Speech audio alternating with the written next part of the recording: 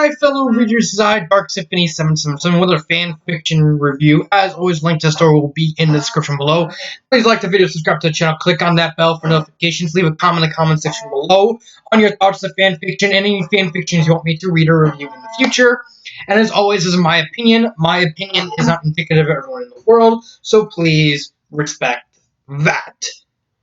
Wow, it's been a while since I did anything related to fan fiction. Mainly work. Literally just work. I'm pulling 40 hours. I'm working all day shifts. And so I haven't even been able to read that much.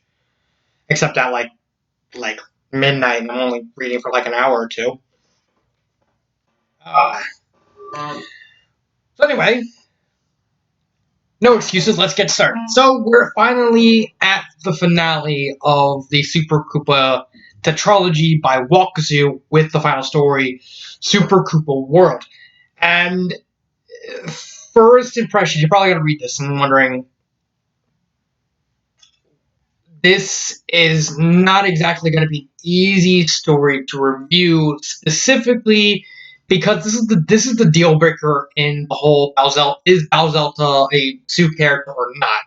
Because the previous story, she had her moments where she had Sue qualities, but then she did develop as a character, so it kind of staved it away.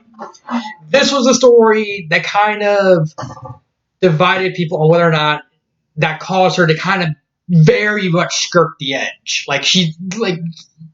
If it wasn't for a couple instances in the story and her character development in the Super Koopa Land, she probably would far and away be a Mary Sue. Only a couple instances are actually keeping her from becoming a full Mary Sue, and even then, that's just barely. But if you read through the story and come off the impression that Bowzelta is a Mary Sue, that's fine. Like I said, she's just right there along the border. You can kind of easily just move over into the Mary Sue category. And stories are up for interpretation anyway. So I may think she's not a Mary Sue, just barely. But I can see someone saying, no, that's a Mary Sue. I can see that. I can see that. So, however, I'll get more into the details when I get to the characters. So the plot actually starts with another flashback incorporating two very obscure games, and I didn't think that were going to be adapted into the story. And it is what was the first game? It was the one where Mario teaches math. It was like a very old kitty game that was like really garbage. And the other one was Mario kind of goes through time and puts artifacts back. Yeah, the fact that Walkazoo actually adapted those two games, like very obscure, not really like the games, into the lore was actually pretty creative. So, story actually starts with the first one, like, I'm gonna melt the ice caps. Okay, how are you with hair dryers?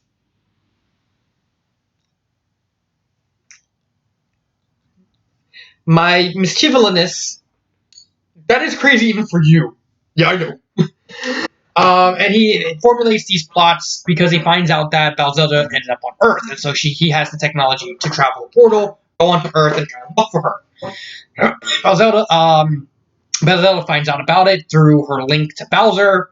Goes to tries and do the I'm here, pick me up, where she gets spotted by a cop on his first day. The cop freaks out, shoots her in the leg, and Bowzelta proceeds to kill the guy. And then runs away, and then realize, oh, I have to buy the sub, and starts kickstarting the plot of Super Koopa.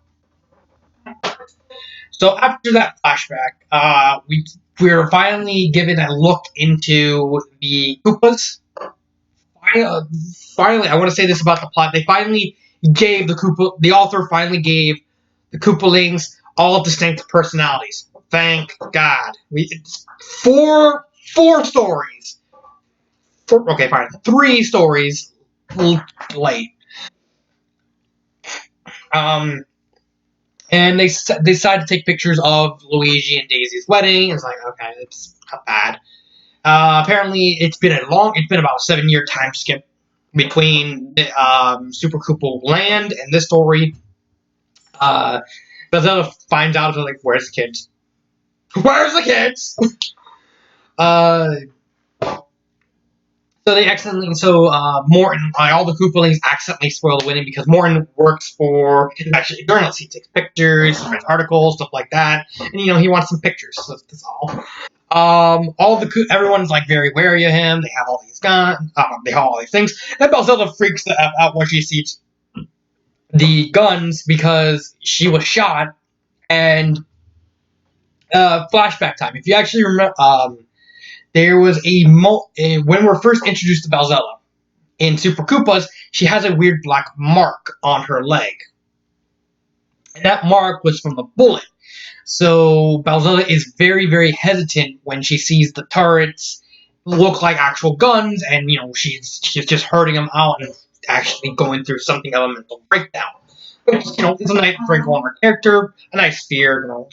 It's nothing much, but I'll take anything.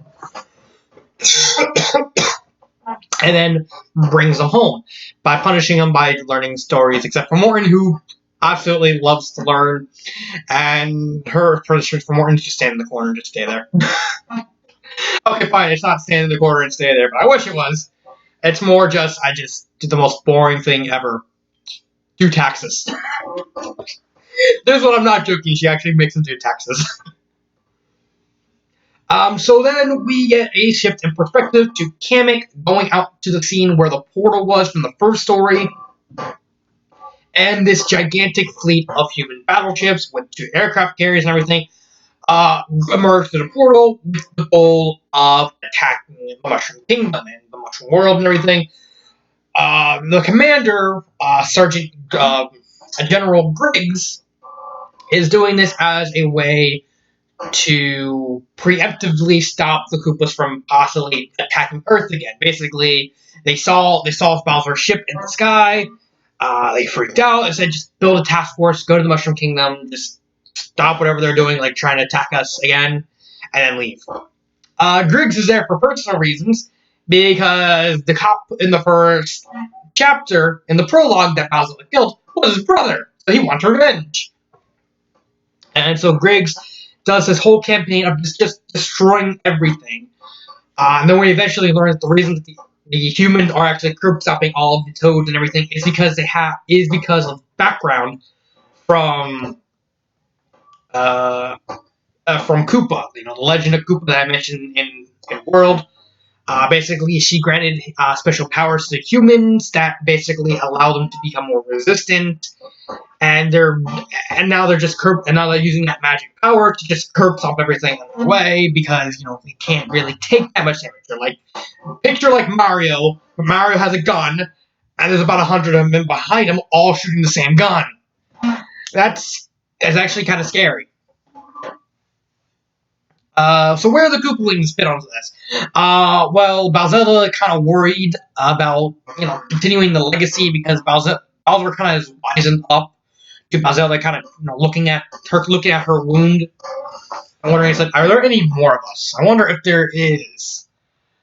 And so he looks through the archives and finds out, hey, there's possibly 2 other of our kind alive. And so they go through the north while humans attack everything to find these 2 dragon Koopas called Crystal and Emerald. I'll talk more about them when I get to characters. There they find out that the humans pretty much took over the entirety of the Mushroom Continent. They took over the Mushroom Kingdom. They took over Bean Land. They completely just curb stomped Darkland. Starzar Land, they kind of protected themselves because they kind of saw it coming, and so was able to shore up the defenses at least enough in time to stall. Sorry, I got a runny nose. So Bowser finds out about this, and so we got to go back to the Darklands. We got to start freeing people. They start getting attacked. They get chased by a couple ships. Their plane crashes. Ludwig loses a leg. And then they discover, say, oh, we got to find this mystic meteor. Basically, mystic meteor is the rock that Koopa used to grant the humans all powers. And so they think, well, if we find it, we can possibly use it to take the magic away. Such us having the Mushroom Landers have a better chance of fighting back. So, without those protections, they just die almost instantly. So they find the rock. They find out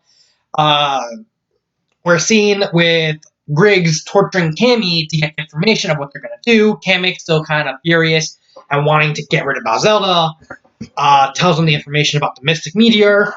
And so Griggs kind of goes there to lay a trap. When Bowselda and the gang get there, Griggs, stuns them and uses them as a martyr sort of thing. And so, he has this Coliseum, this half-built Coliseum for them to be executed. Bowselda manages to actually free herself and starts killing everyone, but she's taking a lot of damage. She's being shot a lot. She's, but she's fueled by fire and actually maternal instinct because she wants to protect her kids. And so, she starts killing humans. And then Griggs just when she goes after Griggs just calmly pulls out his handgun and shoots her in the chest, killing Bowselda. Then Griggs, he says he's like a speech. So this is your last pathetic defense sort of thing. I'm gonna kill all you. And so Bowser manages to goad Griggs into this let go of the hammer and say, we'll fight face to face, just mano y mano. And it's like, alright, I won't use the meteor, and toss it to Bowser's corpse. And then just proceeds to point the gun at him and says, you liars! And of course I lie. You think I'd be stupid enough to do this? And Bowser comes back alive, sort of. Basically, the ghost of Koopa possesses Bowselda using last energy tied to the meteor to wipe the protections of humans, and then wipes away all the humans in the Coliseum, killing Griggs and everything. And then after that, Bowselda's alive again. She's just covered in these black marks, the marks of the dead, and goes on a massive campaign to get rid of the humans. So, they free Darkland while Mario goes and frees the Mushroom Kingdom, and then they team up with Daisy and Starland to properly create one last stand against the humans. They're fighting the humans and the Koopas and all the Mushroom Landers fight to a standstill. And then this second group of humans kind of come up because they actually went to the Donkey Kong areas, the archipelago, and they come back after the second general died and said, "Oh well, we're gonna stand down." And they prioritize a ceasefire. Then Bowser pulls a massive gambit and manages to trick Land and the Mushroom Kingdom to kind of become part of the Koopa Kingdom in a really hogwash way. I'm sorry, I don't like that scene. I'll talk about it more at the end. I'm just forewarning you, I do not like that scene at all. I think it's so stupid how it was done. But that's it. And after that, we get the final clue as to the prophecy that was mentioned throughout the series. That when it came to Waffle and Jewelry Kingdom and the Beaming Kingdom, Ludwig's gonna die is gonna become the one to become the true ruler of the world. And I thought, that's like nice. But overall, in terms of the actual plot, like if you look at the plot of the whole, not only as itself, but along the the rest of the series, it's actually a fitting way to end Super Koopa trilogy. It is. It honestly is. The problem was the story was kind of half-baked. Having the humans be the villains, that's a neat idea. Having them be able to be completely borderline immune because of Koopa's protection, that's at least clever. The problem is a lot of the plot, and especially in the second half, was kind of rushed. Like when it came to the actual battles, it was a curb stomp on the human side at first, and then once Koopa took away the protections, it became a curb stomp on the other side to the Mushlanders, because the humans could barely do anything unless they were like a Goomba or like a mushroom toad. Like the Koopa, like for the most part, the Koopas they like unless you were actually aiming, you were it was a curb stomp. It's like Gohan versus Cell from Dragon Ball Z. When they fought, Go's Perfect Cell just completely curb stomped Gohan throughout the entire fight, and then Gohan got Super Saiyan 2, and then just completely curb stomped Cell, and Cell just took it like a bitch. Uh, and so, the second half of the plot, it really needed to be stretched because it really looked like the humans were completely ineffective outside of Koopa's protection. I think, when you're fighting magic versus technology, it's a very slippery slope because the humans were only really effective because of magic, and then when they took it away, all they had was technology. The author could have had some kind of creative stuff to kind of countervent, like, oh, we don't have the protection anymore. Let's just think through several tactics. Let's try and rethink the situation. Let's see what we got. But no, their whole thing is let's just keep shooting and do nothing. Not to mention, after the magic went away, the Wakazu did in fact just went hard as possible to make it look like the only reason the humans were winning was because of the magic. I mean, granted, I knew the humans were going to win because the Koopas were defending the world.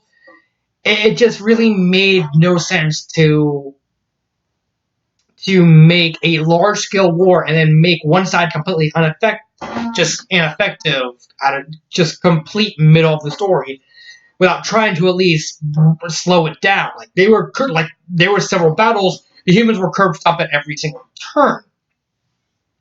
While at least when the human had the magic, they just curb stomped over the Mushroom Kingdom, they curb stomped over the Indian Kingdom. Um, the Koopa Kingdom held their own for at least a little bit, and then they were pretty much at a stalemate with Sarsland. You know,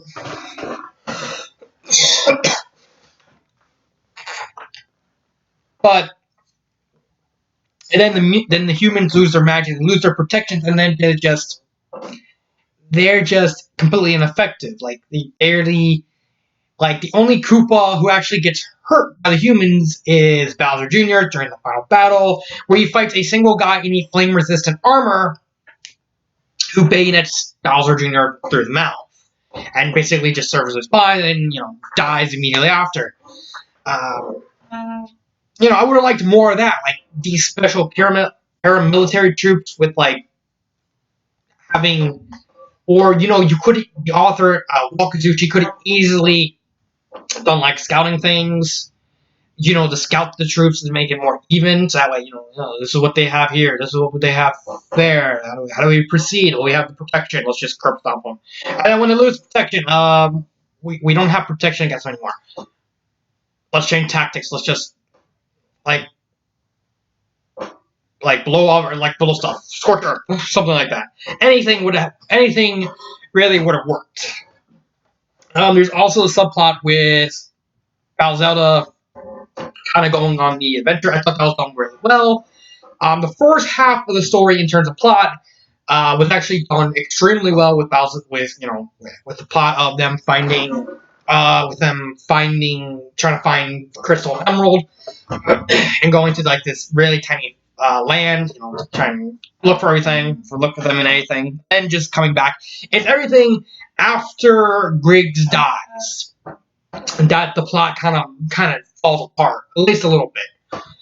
It does fix itself at the end, but the whole battle part is actually the reason why it took so long, because the whole large scale war thing was really dull and really boring, especially from a plot standpoint, because it was just breezed over for the most part.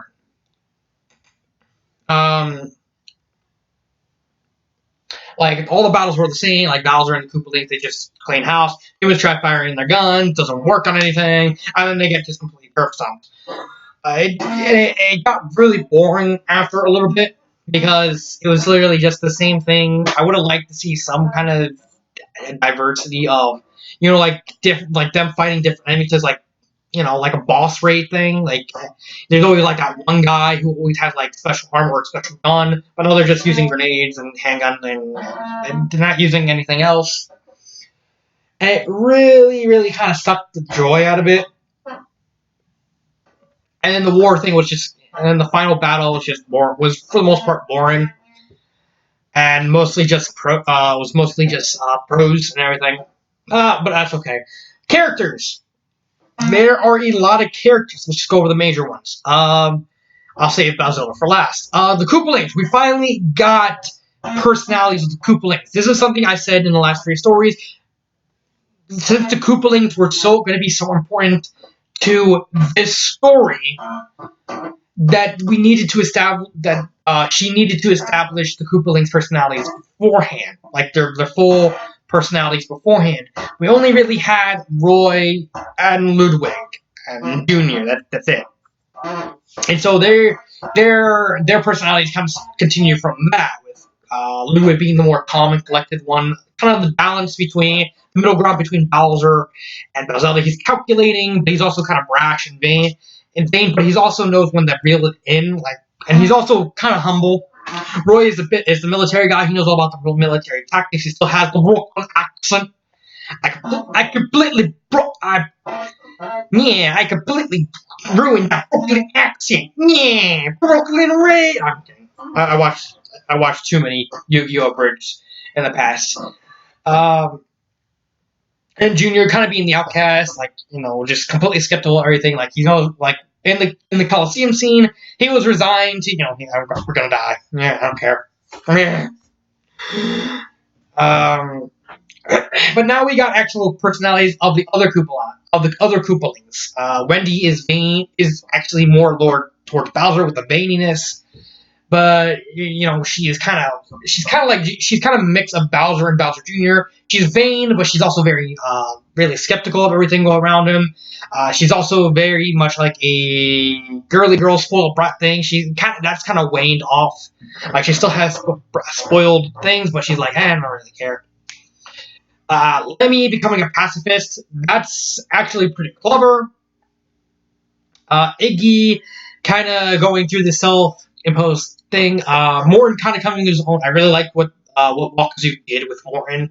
Him being a chatterbox and him being the exposition guy. It fits his character to a T, as well as also allowing him to kind of predict, also kind of becoming like the team psychologist. Like, he knows what's going to happen, and he knows how to cheer someone up. He's like the dad of the Koopalings, so to speak.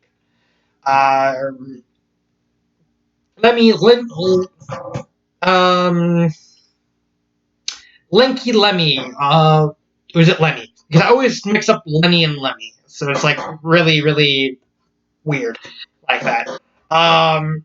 Having him become, kind of hunted after by Emerald, and also kind of wanting to, kind of going through all this stuff. Like, he suffered a lot. Ludwig lost a leg. He lost a leg, he lost a horn, and he realized he's being hunted by a cougar. He's like, he's probably the least developed character simply because, there was the Koopalings plus Bowser plus Bowzelta plus Emerald plus Crystal. That is 12 main characters. So, someone has to get the short end of the staff. Lemmy got the short end of the staff. So with his character, it's more just, he's just there most of the time. So he's like the only one that got shafted. Even then, he had some character development with like his relationship with Emerald and him, just wondering what's going on. And his rapport with Morton was actually pretty nice. Then we get Crystal and Emerald. Crystal is probably the weakest of the new characters introduced. She's a shy girl who basically lives in the mountains and just really afraid of being attacked. She's a pacifist, just like Lemmy, but he's a more reluctant pacifist. He's just a straight pacifist. When it came to the final battle, she wanted to be met. Like, she had the armor and to get the trip, stuff like that. Um, she's not really a developed enough character. I think if there was a redone version of this, Walk B would probably just rework her character, at least give her more exposition to give her more of a character, because her character is just, she has a crush on Roy, and she doesn't really like violence. And that's it. Emerald! She's crude, loud, and really hilarious. Honestly, I think out of the new characters, Emerald's probably the best one of the three. It's just her daughter, and Griggs. Emerald is basically this, I'm not even joking, a MILF Koopa with like hips and legs for days, and just nonstop tries to bring everything back to I just want sex. Just give me it. And literally her first interaction with Alzelda is like, oh, he's just in Bronx. Oh, he was so good in bed. And just tries to bring, and she's also very much an exposition fairy, just like Morton. She's the one who kind of does a lot of stuff involving the myth of Koopa and the mystic meteor to them. So she has her purpose and she fills that niche. Her relationship with Lemmy, with her hunting after him, was actually kind of funny. It's like, I see your neck. And at the end, Lemmy just like, you know what? I'll take it. I'll take her. She doesn't even want kids. She just wants the pleasure. She's simultaneously exposition and she's also hilarious. But she does her job rather well. Now, Griggs is interesting in the fact that he kind of does the same purpose as Morton. Morton is supposed to be everything that Bowser is, but corrupted. Griggs is everything that Bowser is, but corrupted. Like, he's a single-minded guy who plans for everything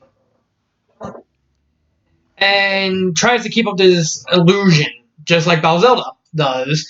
But his is more wicked, and he only really did the Koopa thing, come into the Mushroom Kingdom for revenge against Bowser. When we're first introduced to him, he very much tells the second command, Tramboli. I'm not going to talk about it because he just doesn't show up enough to really get a handle on his character. That they're there because of Bowser's worship pairing, and he was ordered to kind of prevent something like that from happening again. And then he immediately reveals, I'm specifically coming here for revenge, which completely undermines his character. I really would have liked it if that little tidbit of his character was revealed at a later time. Like, just like when he was torturing Bowser, that would have been fine. But Griggs just doesn't show up enough. He's very overly cautious. He plans for every eventuality. He's only really beaten by just complete happenstance, so to speak. Like, he even kills Bowser. Like, he kills her. Like, just calmly pulls out his handgun and fires her in her chest. Kills her. And his handgun is not regular bullets, it's birdshot. So it's basically an executioner from Black Ops 2. It's very, very deadly. But yeah, I mean, he was a good character, but the only problem was he got screwed over. He died halfway through the story, and then we got his other second command, Powell, who was completely inferior to him in every way. He was just a power-hungry general, while Griggs was a gigantistic man who was obsessed with revenge to the point where he was literally wanting to take over the entire world just so he can personally have revenge, and then just said, you know what? I like this world. I'm going to rule it. Aha. I only really lost because of luck. Like, he didn't lose because of being beaten. No, he lost because of something, because I'm an asshole. To use that trope lightly. Because the whole because, you know what, I'll talk about it later. Bowser and Bowser. Bowser is fine the way he is. No problem with him. Bowser this is where a lot of the controversy comes in on whether or not she's a Mary Sue. she does a lot of things that advance her character. Like she's worried, like she's freaked out about the guns. One does not want to kill her kids. Like she doesn't want her kids to die and get shot by guns because hence why they have multiple blasters and everything and all that. Because she's that afraid of guns that she doesn't want her kids to suffer the same mark that she has. She's very secretive over the plot. She's very overly cautious. She doesn't want anything bad to happen, and she's constantly doubting herself because this little adventure is causing her family to constantly kill, and now she's doubting herself over over her consequences. She's realizing in the story over the course of the first half that her actions in the past have been catching up to her, like her killing of the soldier. If she didn't do that, the army probably would not have come. Ludwig getting hurt probably wouldn't have happened if she wasn't afraid of guns, or she wasn't overly cautious and didn't act impulsively. A lot of the problems in her mind were caused by her acting impulsively, and all her plans backfiring her big time. And that was really a good idea. I think there was nothing more you could do with her character outside of that, and you really needed to explore her mortality, her thinking process, everything like that, and her becoming a general, and her kind of going through this stage fright sort of thing. Is like I don't want And then finally, after she dies, she realizes her own mortality, and she becomes much more reserved and just scared of herself. Like she's scared of everything that's going on around her. Like when it comes to the start of the return campaign, Bowser pretty much plans the whole thing. Bowser's just stuck in her room, just trying to process everything that happened. The fact that she died, the fact that Koopa talked to her before she died, the fact that she's now going to constantly be compared to Koopa because when Koopa came back, she revealed that Bowser was her ancestor. Okay. And everything. And, have to constantly weigh all these new problems and everything in her mind. And then she comes back, good as new. And, well, I like what she did with it. The problem was two specific scenes. And this is where I'm going to talk about them. First scene was the fact that she came back and was revealed to be a descendant of Koopa. That is so bizarrely done. I have no idea why that was done. It really should have been foreshadowed beforehand. Or it should have been like Koopa was just basically Koopa's descendants died off, and then, but needed Koopa to reactivate the meteor and just have just do that. Then she just completely wipes out Briggs and kills everyone, which is it's not that part is not that bad. I mean, it's really not that bad. At least it was done relatively well. The only upside part about that was the fact that Zelda was revealed to be a descendant, and it's like, okay, that's another notch towards the Mary Sue category. And then she killed Briggs, which was at least becoming an interesting antagonist. Like, I really would have liked to see Briggs be a full antagonist over the course of the entire story. But that's, it's not that bad. It's the second scene. It's the second part that I hate. That I truly hate. So it occurs after the events of the war. The final battle ended, and Bowser was like, alright, I'm going to do something that I should have done a long time ago. So she goes visit Mario, Luigi, Peach, and Daisy, and says, yeah, I'm taking over your kingdom now.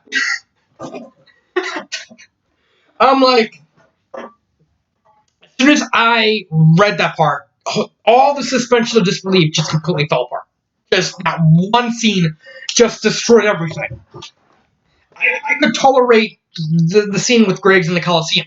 I couldn't tolerate this one. I did not like this part of the story. Because not only does this scene nearly puts her in Mary Sue. If it wasn't for all the character development she had before this scene, I would have said, fine, she's Mary Sue. Just no. Just, like, but it's all the development that she has over the course of the story and the last story that caused it to become just skirting it. And it's to see whether or not it's up to you to decide if she's a Sue character or she's not. Basically, what happens was Balzelda just calmly walks into them with her son Luke, by herself.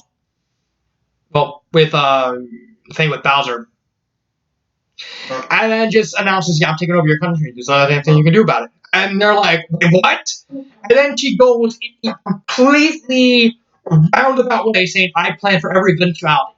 If Mario came to attack them, then the Koopa they'll be infighting, and the humans will just scorch everyone.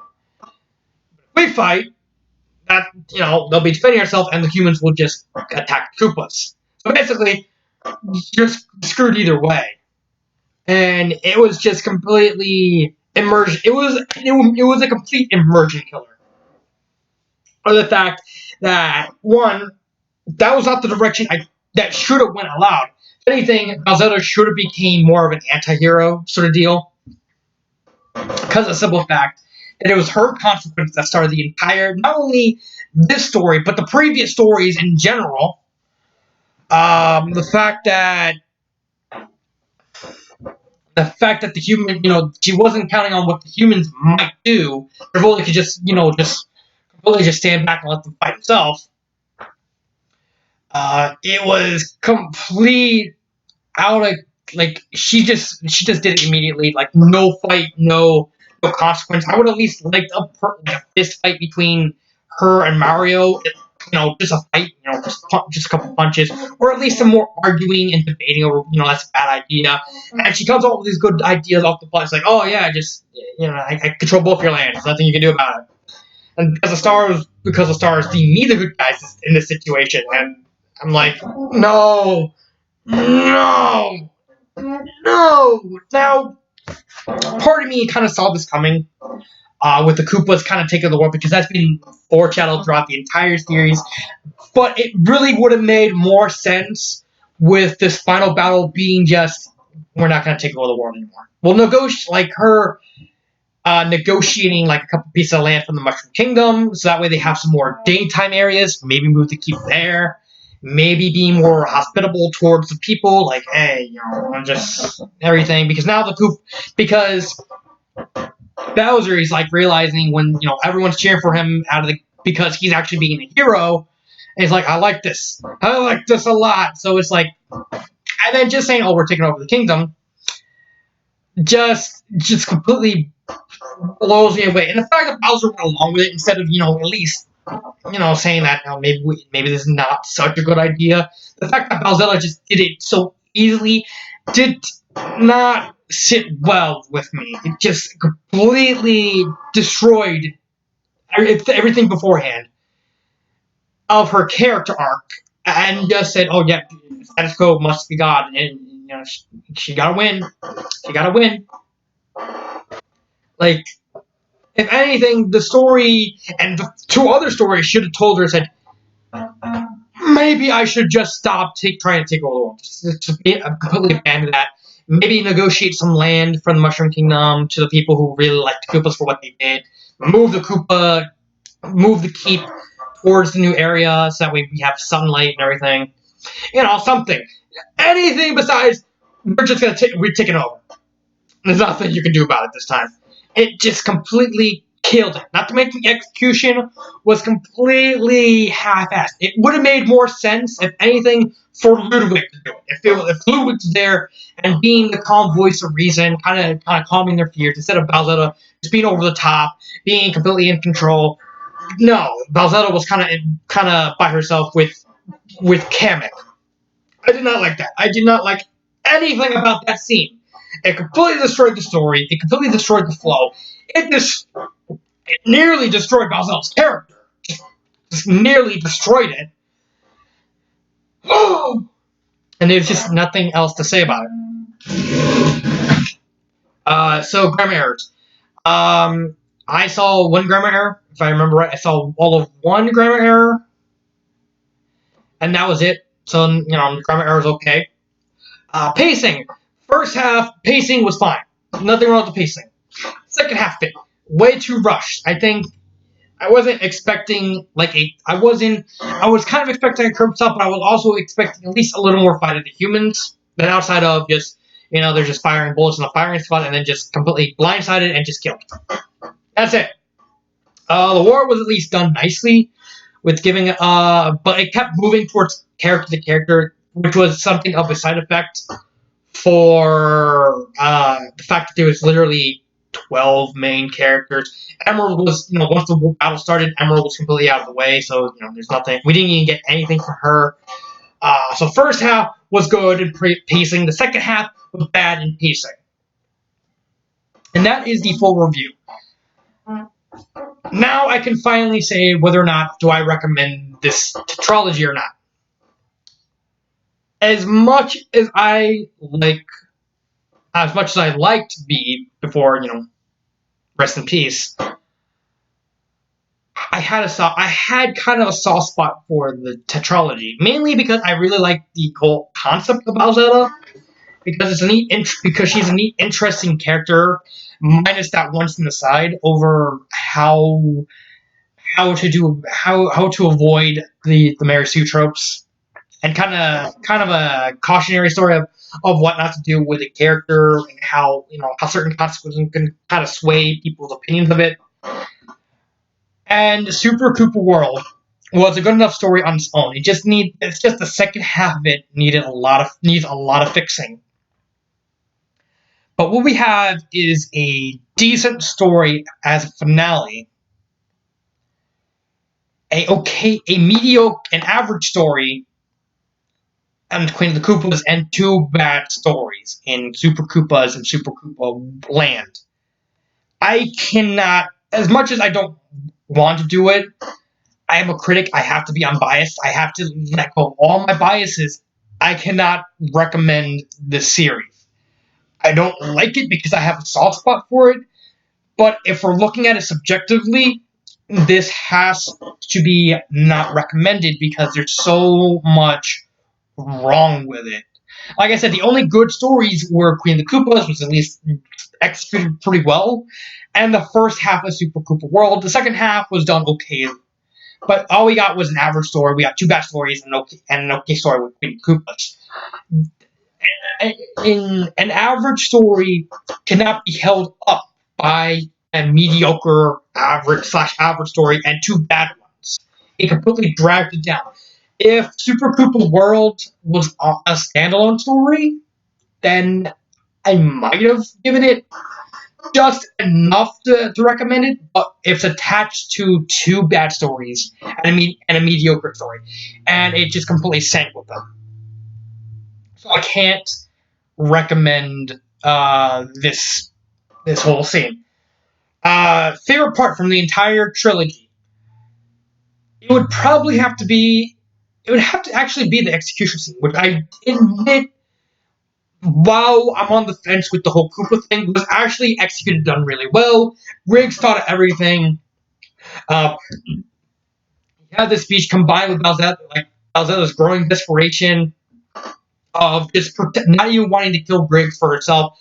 She wanted to kill Griggs to protect her kids. It really made it look like that Balzetta was going to become a compelling character, and it was just magnificently done.